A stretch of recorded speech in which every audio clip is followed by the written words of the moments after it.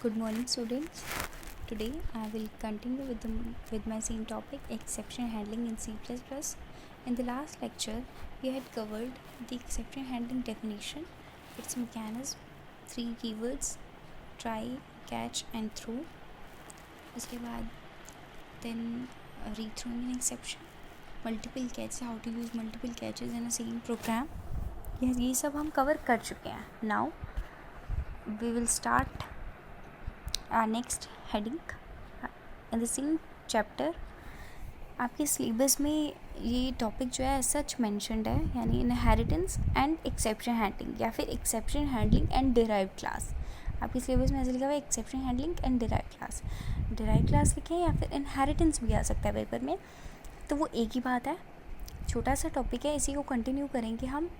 ये करते ही आपका एक्सेप्शन हैंडलिंग वाला टॉपिक जो है वो कंप्लीट हो जाएगा. तो स्टार्ट करते हैं इस टॉपिक से. होता क्या है बेसिकली, इनहेरिटेंस में क्या होता है, हमारे पास एक बेस क्लास होती है. We have a base class and then a derived class that inherited from base class, जो बेस क्लास में से इनहेरिट की जाती है. अब इसी प्रोग्राम में आप देखोगे, अगर स्क्रीन पे आपको दिख रहा है एक प्रोग्राम जहाँ पे हमने एक बेस क्लास लिया और एक डिराइव्ड क्लास लिया है. Derived class is inherited from base class. यहाँ तक तो इनहेरिटेंस का कंसेप्ट है कि इनहेरिटेंस में इतना होता है, इतना ही किया था हमने. अगर हम इनहेरिटेंस में अपना एक्सेप्शन हैंडलिंग इंक्लूड करते हैं तो कैसे करते हैं, कैसे प्रोसेस चलता है, कैसे एग्जीक्यूशन होती है, हाउ टू गेट आउटपुट, ये देखते हैं. Since it's possible to throw classes as exception, ये पॉसिबल है कि हम एक्सेप्शन क्लासेस में एक्सेप्शन को लगाते हैं, एक्सेप्शंस को लगाते हैं. अभी तक हम एक्सेप्शन लाइन ऑफ कोड्स में लगाते हैं. एक प्रोग्राम बनाया था हमने जहाँ पे क्लासेस यूज़ नहीं की थी. मेन फंक्शन में हमने क्या करा था, लाइन ऑफ कोड्स लिखे थे और उसी लाइन ऑफ कोड्स में ट्राई कैच का यूज़ करके हमने एक्सेप्शन हैंडलिंग को यूज़ किया था. लेकिन ये भी पॉसिबल है C++ में कि आप क्लासेस को एज ए एक्सेप्शन थ्रो करो. And classes can be derived from other classes. और एक क्लास जो होती है वो दूसरी क्लास में से डिराइव हो सकती है, तो ये भी कंसिडर कर सकते हैं हम एक्सेप्शन हैंडलिंग में. We need to consider what happens when we use inherited classes. अब नॉर्मल क्लास में अगर हम एक्सेप्शन हैंडलिंग लगाए तो वो ऐसे हैंडल हो जाएगा जैसे हम नॉर्मल फंक्शंस में हैंडल करते थे. लेकिन अगर इनहेरिटेड क्लासेस में आप लगाते हो, then when we use inherited class we need to consider what happens. क्या होता है, हमें ये कंसिडर करना पड़ेगा. As it turns out, exception handler will not only match classes of specified type, वो सिर्फ स्पेसिफाइड टाइप को मैच नहीं करेगा, यानी एक्सेप्शन किस क्लास में हो रहा है सिर्फ यही नहीं देखेगा. They will also match the classes derived from that specified type, कि उस स्पेसिफाइड टाइप में से जो जिसमें आपने एक्सेप्शन थ्रो किया उससे कौन कौन सी क्लासेस डिराइव्ड हो रही थी. तो उस जो क्लासेस डिराइव्ड हो रही थी ऑटोमेटिकली एरर जो है, एक्सेप्शन जो है उसमें भी कंसिडर हो जाएगा, क्योंकि वो एक्चुअली उसी से ही डिराइव क्लास बनाई गई है. तो अगर बेस क्लास में एरर है, एक्सेप्शन है, तो वो ऑटोमेटिकली डिराइव क्लास में भी चला जाएगा एरर. प्रोग्राम के थ्रू पढ़ते हैं. एक प्रोग्राम मैंने बनाया, जैसे बताया था मैंने, एक क्लास बेस बनाई पब्लिकली, उसमें कंस्ट्रक्टर को बनाया है, बेस क्लास का कंस्ट्रक्टर है. टर्मिनेट हो गई क्लास. देन एक और क्लास बनाई डिराइव क्लास, जिसमें पब्लिकली बेस क्लास को इनहेरिट किया, यानी बेस क्लास से मैंने डिराइव क्लास बनाई है. इसमें भी डिराइव क्लास में भी एक कंस्ट्रक्टर बनाया डिराइव नाम का. अब मेन फंक्शन में जब मैं इसको कॉल करूँगी, कैसे करूँगी, मेन फंक्शन में मैंने ट्राई ब्लॉक लगाया और उसमें थ्रो कर दिया डिराइव्ड, यानी डिराइव्ड में अब क्या है, मेरे पास एरर है क्योंकि मैंने इसको थ्रो कर दिया.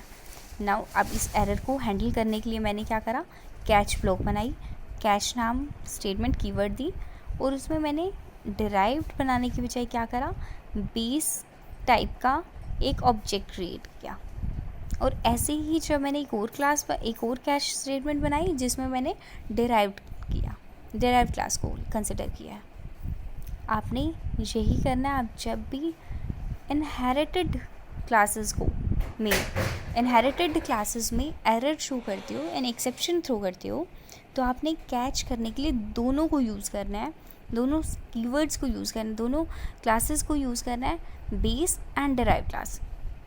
But keep one thing in mind, आपने एक चीज़ दिमाग में रखनी है कि जब भी आप उसको हैंडल करोगे तो बेस क्लास पहले ना लिख के आप डिराइव क्लास पहले लिखोगे। इसका क्यों मैं बोल रही हूँ ये बात कि डिराइव क्लास पहले लिखना है, बेस क्लास बाद में लिखना है। इस प्रोग्राम में मैंने बेस क्लास पहले लिखा हुआ है, लेकिन आपने क्या करना है, डिराइव क्लास को यूज़ कर रहे हैं। ये मैंने लिखा है आपको दिखाने के लिए क्या होगा अगर आप बेस क्लास यूज़ करोगे पहले। इसमें मैंने बेस क्लास किया है। आउटपुट में क्या होगा, in the above example we throw an exception of type derived, however the output of this program will catch base class के प्रोग्राम उसको हैंडल कर लिया उसने एक्सेप्शन को, डिराइव्ड तो वो पूछा ही नहीं, जबकि हमारा जो मेन एरर हमने जो थ्रो किया है वो डिराइव्ड का किया है और वो वहाँ तक पूछा ही नहीं। व्हाट हैपन्स, क्या हुआ है, क्यों ऐसा हुआ है कि सिर्फ बेस क्लास का को ही कॉल किया है और डिराइव्ड तक वो पूछा ही नहीं। First, as mentioned above, the derived class will catch by handlers for the base type. Derived class जो डिराइव्ड क्लास में अगर आप वो एक्सेप्शन को थ्रू करते हो तो they will be handled through base type के हैंडलर के थ्रू वो हैंडल किया जाता है, because derived is derived from base.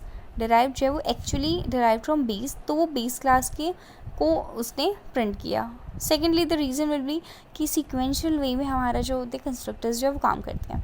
अब सीक्वेंशियल वे में अगर कर चलेंगे तो first it will print catch base, और यहीं पे हमारा प्रोग्राम जो वो टर्मिनेट हो जाएगा, क्योंकि एक थ्रो के लिए हमने एक कैच प्रिंट कर दी। अब ये तो नहीं है वो मल्टीपल कैचेस दिखाएगा आपको, लेकिन क्योंकि हमारे प्रोग्राम में क्या होना चाहिए, डिराइव्ड है तो डिराइव्ड क्लास का एरर शो होना चाहिए, तो उसके लिए हमें प्रोग्राम में कुछ चेंजेस करने होंगे in order to make this example work as expected. हमारी एक्सपेक्टेशन क्या है कि हमारा अगर डिराइव्ड में एरर है तो वो डिराइव्ड के थ्रू ही कैच करे, तो इसके लिए मुझे पहले डिराइव्ड को ही लिखना पड़ेगा। यानी जो मैं सेम प्रोग्राम बनाया है, सिर्फ यहाँ पे ट्राई मेन में देखो, मेन फंक्शन में ट्राई किया throw derived function, then derive class, then मैंने इसको कैच करने के लिए डिराइव्ड टाइप को ही पहले लिखा, डिराइव्ड क्लास को पहले लिखा है, and then base class. This way the derived handler will get first shot at catching object of the type derived. The object of type base will not match the derived handler। Handler के साथ match नहीं होगा। अब base class जो है वो print ही नहीं होगी, क्यों, क्योंकि डिराइव्ड इज़ अ बेस। जो डिराइव्ड क्लास है उसमें बेस के फीचर्स हैं सारे, लेकिन बेस में तो कोई डिराइव्ड का फीचर नहीं है। हम डिराइव्ड क्लास को बेस क्लास का नाम दे सकते हैं क्योंकि डिराइव्ड क्लास में सारे बेस क्लास के फंक्शन हैं, लेकिन बेस क्लास को डिराइव्ड क्लास का नाम नहीं दे सकते क्योंकि बेस क्लास हमारी इनहेरिट नहीं कर रही डिराइव्ड को। यही चीज़ लिखी हुई है, derived is a base but base is not derived and this will fall through to the base handler. इसलिए वो जो है बेस हैंडलर तक नहीं पहुँचेगा और हमारा डिराइव्ड जो है गॉट डिराइव्ड। आपकी आउटपुट क्या दिखेगी, गॉट डिराइव्ड। सिर्फ आपने यहीं तक करना है, सिर्फ आपने इसी टॉपिक तक ये चैप्टर कंप्लीट हो गया। Now exception handling in C++, जितना आपके सिलेबस में मेंशन्ड है उतना हो चुका है, आपने आगे की चीज़ें नहीं करनी। अभी तक अगर क्वेश्चन आता है पेपर में एक्सेप्शन हैंडलिंग को एक्सप्लेन करो, या आपके सिलेबस के अकॉर्डिंग अगर मैं बात करूँ तो हमने कौन कौन सी चीज़ें कवर की है, let's recall all the topics, all the headings that we read in this chapter. सबसे पहले हमने किया था एक्सेप्शन हैंडलिंग क्या होती है, डेफिनेशन, देन एक्सेप्शन डेफिनेशन। उसके बाद आपने इसका मैकेनिज्म एक्सप्लेन करना है। Exception handling mechanism consist of the following parts: find the problem, inform about its occurrence, find the error information, take a proper action. Then exception handling के features हैं 3 किए हमने। उसके बाद हमने ट्राई, कैच और थ्रो को एक्सप्लेन किया। कैसे एक्सप्लेन करोगे, डेफिनेशन से, ट्राई कैच की डेफिनेशन, थ्रो की डेफिनेशन और कैच की definition. Try, throw and catch, इन तीनों की डेफिनेशन लिखने के बाद इनका सिंटैक्स कि ट्राई कैसे लिखते हैं, throw exception, then catch keyword के साथ कैच स्टेटमेंट कंप्लीट होती है हमारी। This is a syntax of try, throw and catch. Now ये डायग्राम हमने किया, ये डायग्राम बना के आओगे आप पेपर में. Object oriented programming. Now multiple catches, ये करने से पहले आप एक प्रोग्राम का एग्जाम्पल दोगे. प्रोग्राम आप ये वाला दोगे, एग्जाम्पल ऑफ एक्सेप्शन हैंडलिंग. यहाँ पे था एग्जाम्पल विदाउट. अगर आप एक्सेप्शन हैंडलिंग नहीं लगाते तो क्या होता है, और अगर आप लगाते हो, ये सिर्फ आपको समझाने के लिए था.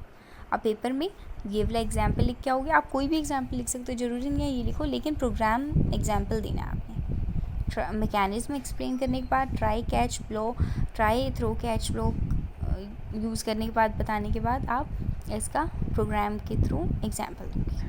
छोटा सा प्रोग्राम है, आप कोई भी प्रोग्राम लिख सकते हो. उसके बाद आप मल्टीपल कैच स्टेटमेंट का यूज़ कर बता सकते हो. मल्टीपल कैच स्टेटमेंट कैसे यूज़ करते हैं ये हमने किया था. इसका कैच, अगर हमें कोई एक्सेप्शन नहीं पता कौन सी है, तो to handle all the type of exception हम ये कीवर्ड यूज़ करते हैं, कैच डॉट डॉट डॉट लगाते हैं. एग्जाम्पल कर चुके हैं, प्रोग्राम के थ्रू आप ये एग्जाम्पल किया था हमने. आप भी कर सकते हो, एग्जाम्पल करना है आपने. एग्जाम्पल अगर आप एक प्रोग्राम, एक टॉपिक, एक प्रोग्राम एग्जाम्पल करना ही है आपने. दोनों में से कोई भी एक प्रोग्राम आप कर सकते हो.